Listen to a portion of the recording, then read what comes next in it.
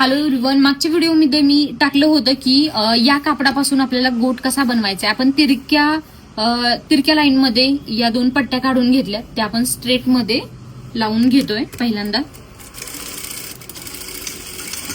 एक्स्ट्राचा उरलेला पार्ट आपण कट करणार आहोत. ही एक लांबलचक पट्टी तयार झाली, जे की एकदम स्ट्रेचेबल होते. याचा गोट एकदम व्यवस्थित बसतो आणि आकार पण व्यवस्थित येतो. त्याच्यानंतर तुम्हाला एक्स्ट्राचं कापड थोडंसं ठेवायचंय. अर्धा इंचावरती सगळीकडे टिप मारून घ्यायची.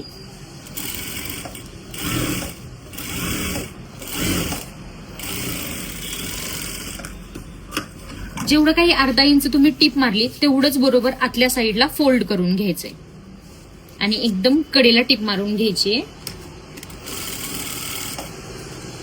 सगळीकडे व्यवस्थित टिप मारून घ्या.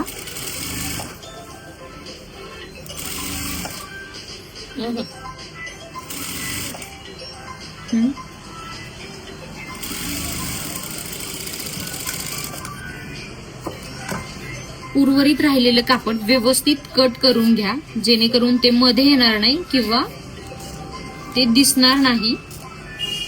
एकदम व्यवस्थित घ्या. खालचं कापड पण कट होता कामा नये. एक्स्ट्रा राहिलेला पार्ट आपण सगळा कट करून घेतलाय. इथे जेवढं काही एक्स्ट्रा सोडलंय थोडंसं सोडा. हे आतल्या साईडला फोल्ड करून घ्या आणि जेवढ्या म्हणजे जसा तुम्हाला गोट पाहिजे, छोटा मोठा, त्या पद्धतीने याला राऊंड शेप देऊन घ्या आणि एक टिप मारा, जे की खाचेत राहील किंवा खाचेच्या शेजारी राहील.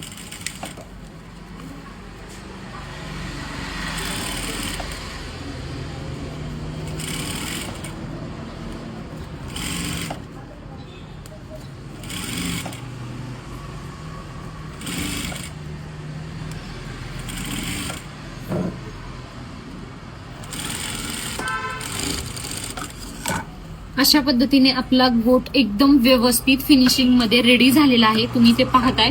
इकडच्या साईडला पण पहा. इथे आपण कुठलंही पलटी पडणार नाहीये हे कापड, आणि इथे याच्यात कुठलीही नॉड वगैरे आपण टाकलेली नाहीये. किती सुंदर आणि सिंपल मध्ये छान गोट वाटतोय.